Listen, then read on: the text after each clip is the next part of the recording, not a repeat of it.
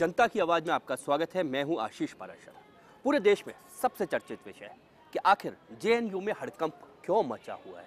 और जेएनयू का विषय सिर्फ जवाहरलाल नेहरू विश्वविद्यालय दिल्ली तक सीमित नहीं है, बल्कि पूरे देश में इस विषय को लेकर आग लगी हुई है। आखिर विश्वविद्यालय परिसरों में भारत विरोधी नारे किस तरह से लगे और क्या इसके पीछे की राजनीति और क्या इसके बाद की राजनीति ने करवट ली है कि पूरा देश आज जेएनयू पर चर्चा कर रहा है। और आज हम भी चर्चा करेंगे इसी पर कि आखिर क्यों विश्वविद्यालयों में राजनीति घुस गई है या राजनीतिक लोग विश्वविद्यालयों को अपनी राजनीति चमकाने का अड्डा बनाना चाहते हैं। कार्यक्रम में यही चर्चा करेंगे और जो लोग मेरे साथ बने रहेंगे मैं उनका परिचय यहाँ पर करवाना चाहूँगा।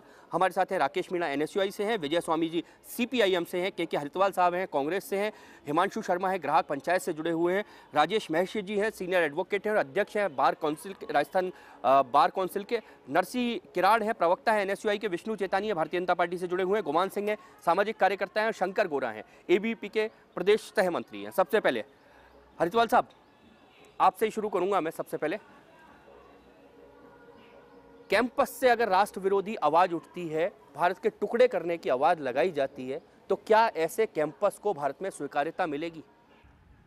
मेरा मानना व्यक्तिगत रूप से पार्टी का मानना भी, मैं समझता हूं कि कैंपस से अगर कोई राष्ट्र विरोधी आवाज उठती है तो उसको किसी स्तर पर भी स्वीकार नहीं किया जा सकता।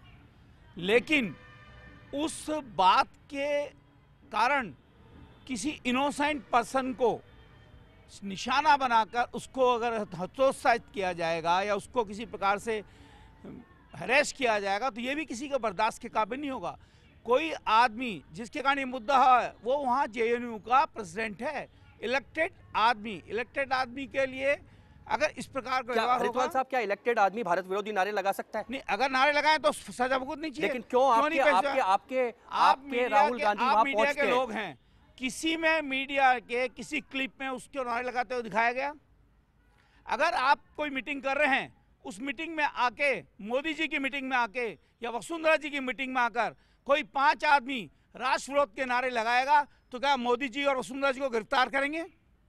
दूसरी बात, उस बात को छोड़िए, राष्ट्र मुद्दा जो है, अब आज राजस्थान विश्वविद्यालय के गेट पर कोई छात्र संगठन प्रदर्शन करता है, दूसरा छात्र संगठन के कुश्ती लड़ने के लिए तैयार है। ये क्या हो रहा है? कहाँ ले जाना चाहते हैं? यही तो आप राजनीतिक दलों से, बदमाशों का देश है। यही तो आप राजनीतिक दलों से पूछ रहे हैं। दुरुपयोग करने वालों से पूछिए, मुझसे नहीं। जो सत्ता का दुरुपयोग करके पुलिस के पीछे खड़े होके पुलिस को अपना साथी बना के साथी संगठनों को निष्काम करने की कोशिश की जा रही है, उसकी मैं इस मंच के जरिए भर्त्सना करता हूं। आप भर्त्सना कर रहे हैं, लेकिन स्वामी जी, विजय स्वामी जी आपके पास आ रहा हूं। आपका जो विचारधारा है वो तो उस पूरे कैंपस पे हावी है। और अभी भी जब पहला बयान आया है तो आपके नेताओं का बयान आया है कि वहां पर ऐसा कुछ भी नहीं हुआ और वहां वो कोई घटना नहीं हुई है। आपके नेताओं ने बहुत स्पष्ट रूप से कहा है ये, और समर्थन भी किया है कुछ लोगों ने। सर एक बात मैं आपको स्पष्ट रूप से कहना चाहता हूं, अगर विचारधारा हावी है तो इसका मतलब ये थोड़ी है कि वहाँ के छात्र नेता को षड्यंत्र रूप पूर्वक फंसा देंगे पूरी यूनिवर्सिटी को। लेकिन क्या विचारधारा भारत के टुकड़े कराने के नारे लगाने की आजादी देती है? बिल्कुल नहीं देती। कोई भी, आप जितनी डिबेट हो रही है पिछले 10-12 दिनों से, आप देख लीजिए, कोई भी राजनीतिक दल जो नारे उठे हैं कोई भी उसका समर्थन नहीं कर रहा। विरोध हो रहा है सिर्फ और सिर्फ इनोसेंट लोगों को गिरफ्तार करने का और पूरी यूनिवर्सिटी को बदनाम करने का, इसका विरोध हो रहा है। नारे लगाने के पक्ष में कोई भी नहीं है। क्या उस यूनिवर्सिटी, मैं नरसी आपके पास आ रहा हूं, क्या वो यूनिवर्सिटी, जिस यूनिवर्सिटी की बात की जा रही है, जिस यूनिवर्सिटी की बात कर रहा हूं जिस पर सरकार का सबसे ज्यादा पैसा खर्च होता है, निश्चित तौर पर कैंपस में ये हो रहा है और वो कैंपस देश से बाहर कोई प्रतिभाएं नहीं दे रहा है?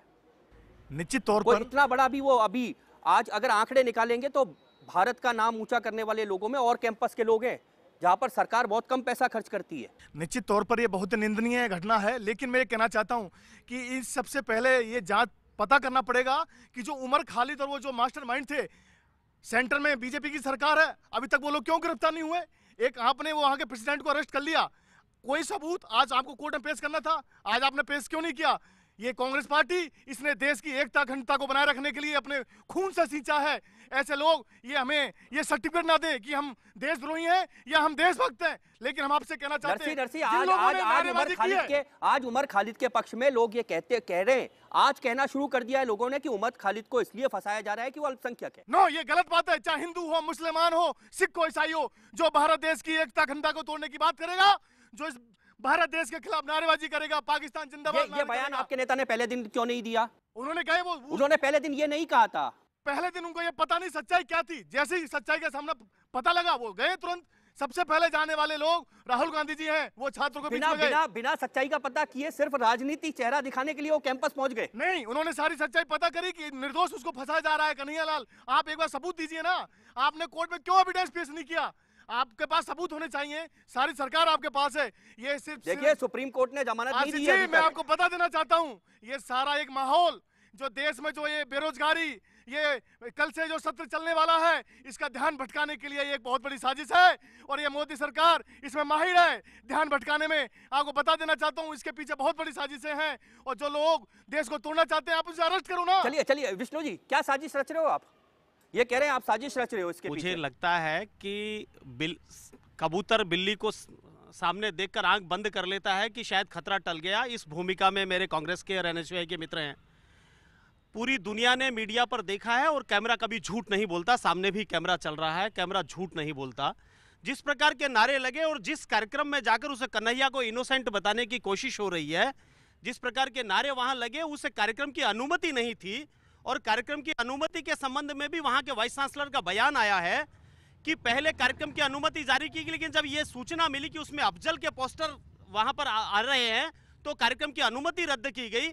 जिस कार्यक्रम की अनुमति कैंपस में नहीं थी, उस कार्यक्रम में जाकर वो भाषण दे रहा है और फिर अपने आप को इनोसेंट बता रहे हैं, जहां भारत की देश के टुकड़े करने की बातें हो रही है। मुझे तो आश्चर्य हो रहा है कि एक राजनीतिक दल जिसने 60 साल इस देश पर शासन किया है, पर वो तो अभिव्यक्ति की स्वतंत्रता कह रहे थे पहले दिन। मुझे आश्चर्य हो रहा है कि वो आखिर कौन सी दिशा में इस देश को, मुझे लगता है शायद वो कांग्रेस के बहादुर शाह जफर बनने का प्रयास कर रहे हैं। मैं उनको शुभकामनाएं देता हूं कि वो निश्चित रूप से कांग्रेस के बहादुर शाह जफर बने। पहले मैं राजेश जी, क्योंकि इस देश की जनता इस देश को तोड़ने के प्रयासों को कभी समर्थन नहीं करेगी। अभिव्यक्ति और बाकी न्यायालय पर मुझे एक बात और लगती है इसमें आशीष जी, कि न्यायालय पर हम सबका विश्वास है कि नहीं है? अगर किसी को गलत फंसाया जाएगा तो दूध का दूध पानी का पानी हो जाएगा। कृष्ण कुमार जी कुछ कह रहे थे, उसके बाद मैं दीपक स्वामी जी के पास आऊंगा। कृष्ण कुमार जी, क्या मैं एक बात कर रहा हूं, ये जेएनयू में पहला किस्सा नहीं है। जेएनयू में, क्योंकि मैं छात्र राजनीति से पहले एनएसयूआई का प्रेसिडेंट भी रहा हूँ, दिल्ली विश्वविद्यालय जेएनयू के अंदर कई बार काम करने का मौका मिला है। मैं तो केवल इतना कहना चाहता हूँ कि जो ये विवाद चल रहा है वो तो चलो छोड़ो, आपके एक राजस्थान के लेजिस्लेटिव किसी पार्टी के प्रमुख के लिए कहते हैं उनको गोली मार देनी चाहिए। तो मैं पूछना चाहता हूँ अपने इन भाइयों से जो ज्ञान चरित्र एकता की बात करते हैं, कि यही सिखाया गया है इनको? आज तक ये कहा गया है कि दूसरा कुछ बोले तो गोली मार दो उसको? अगर उसने कहा है तो वो उसके ऊपर कार्रवाई क्यों नहीं हुई? उसके ऊपर कार्रवाई होती नहीं है और एक आध मीटिंग में उसको जेल में 5 दिन से लेके घूम रहे हो, उसको पब्लिक मार रही है, कोई जा रहा है वो मार रहा है, कोई बीजेपी का कोई आदमी क्या वो मार रहा है, कोई एमएलए मार रहा है। इन दो तरफे बातों को बंद होना चाहिए। जी, क्या आप कहते हैं कि कन्हैया निर्दोष थे? कन्हैया निर्दोष हैं तो उनको माफी मांगनी चाहिए जिन्होंने क्या छात्र संघ अध्यक्ष को पता नहीं क्या कार्यक्रम हो रहा है? अफजल गुरु के पोस्टर लगाए जाते हैं। मैंने आपको पहले भी कहा था, ये फिर कह रहा हूँ, अगर कोई मुख्यमंत्री की मीटिंग के अंदर 5 आदमी अगर पाकिस्तान जिंदाबाद का नारे लगाते हैं तो उसके लिए मुख्यमंत्री दोषी होगी या नहीं होगी, आप स्वयं सोचिए। चलिए मैं विजय जी आपके पास आ रहा हूँ। जो विषय चल रहा है, जो विषय है, उस विषय में एक बात है कि ये जेएनयू में पहली बार नहीं हुआ है, ये जेएनयू में पहली बार सामने आया है। और सामने क्यों आया है उसके पीछे बहुत बड़े कारण हैं, उसके पीछे कारण बहुत बड़े हैं, लेकिन जेएनयू में चल रहा है। जेएनयू नर्सरी बन चुका है। किस बात का नर्सरी बन चुका है? जेएनयू नर्सरी बन चुका है जहां पर राष्ट्रद्रोह की बातें होती हैं। क्या सबूत है आपका इसके पास? जेएनयू में लगे हैं, नारे लगे हैं, सबूत सबके सामने है। तो इससे पहले भी हुआ है। आपके पास क्या सबूत है? इससे पहले भी एक एफआईआर दर्ज हुई थी, दो सैनिक थे, उनको मारा था वहां पर जेएनयू में कार्यक्रम में 2010 में। ये भी घटना वहां पर हुई है। मैं उससे पहले एक बात का जवाब देना चाहता हूं। हमारे एबीपी के सम्मानीय साथी बोल रहे थे कि कैमरे कभी झूठ नहीं बोले जाते। पिछले 2 दिन से पूरे इंडिया में दिखाया जा रहा है, पूरी दुनिया में दिखाया जा रहा है कि कैमरे को झूठ बुलाया गया है। जो वीडियो जिसके सबूत के बलबूते पर बस्सी साहब बोल रहे हैं कि हमारे पास सबूत हैं, उसको मैनिपुलेट किया गया है, पूरी दुनिया जान चुकी है। तो कैमरा झूठ बोल रहा है। बस्सी के खिलाफ कार्रवाई होनी चाहिए। जो भी इसके पीछे लोग शामिल है उन सबको माफी मांगनी चाहिए। कन्हैया को तुरंत रिलीज किया जाना चाहिए। हम इसके समर्थन में आए क्या हैं। लेकिन स्वामी साहब अगर सच सामने आता है तो ये मैनिपुलेशन है। मैं बार बार बोल आप रहा पहले हूँ, कह रहे थे कि अगर सच कहीं भी सामने कोई लाइए। एंटी नेशनल एक्टिविटी होती है इसका हम किसी भी तरह से समर्थन नहीं करते। क्या पता नहीं था वहाँ अफजल असली- गुरु के पोस्टर, अफजल गुरु की कन्हैया ने अफजल उसका गुरु को विरोध जब किया था, फांसी उसका दी गई, वीडियो आयशा- दिखाया गया है। अफजल कन्हैया ने गुरु को उसका जब विरोध फांसी किया दी था। गई, आयशा SFI कन्हैया की का सभा उन हुई लोगों से थी। कतई संबंध नहीं है जो लोग इसमें इन्वॉल्व थे। उसने बाकायदा विरोध भी किया है, उसकी शिकायत भी करना चाह रहा था वो। सेकेंड डे उसको अरेस्ट कर लिया गया। राकेश, क्या JNU कैंपस जो अभी विजय जी थोड़ा सा स्वीकार नहीं कर रहे हैं, लेकिन अफजल गुरु को जब फांसी हुई थी तब भी वहां शोक सभा की गई। देखिए क्या इस कैंपसों मामले में में क्या मैं कहना कैंपसों में चाहूँगा, क्या कैंपस हम कैंपसों से देना क्या चाह रहे हैं? नहीं देखिए मैं ये इस मामले में कहना चाहूँगा कि JNU जवाहरलाल विश्वविद्यालय वो एक ऐसी संस्था है जहाँ पर हर छात्र, हर वर्ग का छात्र अपनी बात रख सकता है। वहाँ के जो हर पूरे देश से छात्र आते हैं और वहाँ अपनी बात रखते हैं। मैं ये कहना चाहूँगा कि षड्यंत्रपूर्वक JNU को ये लोग बंद करना चाहते हैं और उसमें ये कहना चाहते हैं कि जैसे राजीव गांधी अटल सेवा केंद्र को इन्होंने राजीव सेवा केंद्र का नाम बदलकर इन्होंने अटल सेवा केंद्र किया, क्योंकि ये विश्वविद्यालय कांग्रेस ने के नाम पे देश के प्रथम प्रधानमंत्री जवाहरलाल नेहरू जो थे उनके नाम पे है। तो ये पूरे षड्यंत्र पूर्वक ये लोग इस संस्था को बंद करना चाहते हैं। चलिए हिमांशु, आपके पास आता हूँ। क्या आपका ग्राहक पंचायत और संघ से भी आप जुड़े हुए हैं, संघ से भी जुड़े हुए हैं, क्या आपका ये हिडन एजेंडा है? जी बात ये है कि जिस तरीके के आप हंसकर क्यों बोले, मतलब ये हिडन एजेंडा नहीं, है? मैं आपको समझा रहा हूँ अच्छा। कि जिस तरह के वहाँ नारे लगे गए, वहाँ नारे ये लगे गए कि भारत की बर्बादी तक जंग करेंगे, कश्मीर की आज़ादी तक जंग करेंगे। तो इस नारे के पीछे ये नारा कोई और लगा रहा है तो हमारा हिडन एजेंडा कैसे हो सकता है? नारा लगता है भारत के 10 टुकड़े इंशाअल्लाह इंशाअल्लाह। तो क्या इस तरीके के अगर नारे लगते हैं तो उनको अभिव्यक्ति की स्वतंत्रता की आड़ में स्वीकार किया जा सकता है? भारत कोई भी अधिकार, कोई भी मौलिक अधिकार एब्सोल्यूट नहीं है। हर अधिकार सब्जेक्ट टू सर्टेन रिस्ट्रिक्शंस है। मुझे भी मेरे बैकग्राउंड में याद आ रहे हैं, हिंदुस्तान हिंदुओं का और हम वो मंदिर बनाएंगे, तो ये अभिव्यक्ति की स्वतंत्रता में थे। वो जो सारे नारे थे वो किसी परिप्रेक्ष्य में बोले गए थे, किसी बात के परिप्रेक्ष्य में बोले गए थे। हिंदू शब्द को किस तरह से इंटरप्रेट किया जाता है, यह संघ ने कई बार सामने रखा है कि हिंदू शब्द जो है वो जीने का तरीका है, आप उसको धर्म से मत लीजिए। और ये बात जो है ये मैं सिर्फ एक बात आप पूछ रहा इस बात को हूं। समझिए, ये संघ से रिलेटेड नहीं है, आपकी ये अभिव्यक्ति अलग भारतीय है। जनता पार्टी से रिलेटेड नहीं है, ये मुद्दा कांग्रेस से रिलेटेड नहीं है। ये जो इशू है ये भारत की एकता और अखंडता से मिलता जुलता मुद्दा है, भारत की एकता और अखंडता का मुद्दा है। इससे भारतीय जनता पार्टी को और कांग्रेस को और जितने भी राजनीतिक दल हैं उनको दूर रखना चाहिए और मिलकर सोचना चाहिए क्या इस तरीके के नारे लगाए जा सकते हैं। लेकिन मिलकर नहीं सोचते। नरसिंह, आपके पास आ रहा हूं क्योंकि मुझे लगता है कि सबसे पहले जब राहुल गांधी पहुंचे तो एजेंडा ये था कि देश भर में एक पक्ष शायद साथ में खड़ा हो जाएगा। असली राजनीति मुझे वहां नजर आती है।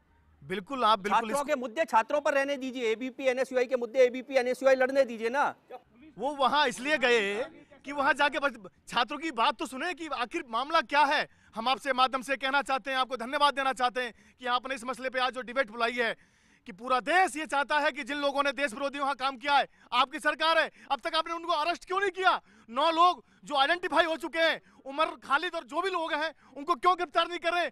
कांग्रेस पार्टी, बस मैं आपको बता देना चाहता हूं, ये भाजपा की सरकार की चाल है। अच्छा, उमर खालिद के भाजपा ये चाहती है कि इस मुद्दे पर कांग्रेस उसके साथ है, देश विरोधियों के साथ नहीं है। हम ये कहना चाहते हैं कि जो भी व्यक्ति देश विरोधी काम करेगा, कांग्रेस के खिलाफ रही है और कांग्रेस पार्टी ने इस देश की एकता के लिए खून से इसको सींचा है, खून से इसको पाला है।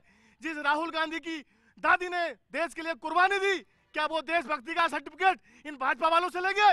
मैं आपसे पूछना चाहता हूं। अच्छा, फिर JNU के सर्टिफिकेट कौन बांटेगा देशभक्ति के? आप वीडियो सामने JNU है, के वीडियो सामने है, विष्णु जी मुझे लगता है आशीष जी, मूल मुद्दा एक है कि JNU में जो नारे लगे वो नारे राष्ट्र विरोधी थे, उसका समर्थन कौन करता है, विरोध कौन करता है। मुझे लगता है कि उस मूल बात से भटकाने के लिए कभी कन्हैया को इनोसेंट बताया जाता है, कभी अभिव्यक्ति की स्वतंत्रता की बात लाई जाती है। विष्णु जी, एक बार आपको रोकूंगा, आपको भी रोकूंगा, एक बार रोकूंगा, एक ब्रेक लूंगा, समय की सीमा है। ब्रेक के बाद तुरंत लौटता हूं वापस, ये चर्चा जारी रखते हैं।